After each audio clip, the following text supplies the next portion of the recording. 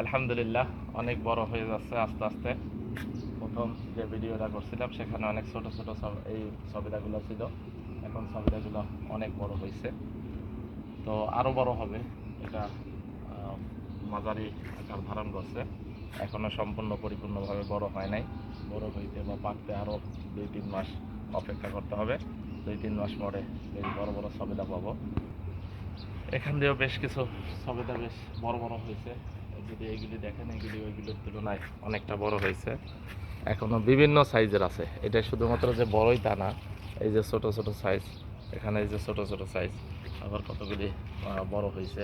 আবার এখনো ফুল আছে, এগুলিতে ফুল আসতে আছে। এই যে অনেক ফুল, প্রচুর পরিমাণে ফুল আসতে আছে, মানে সবেদায় ভরে যাবে।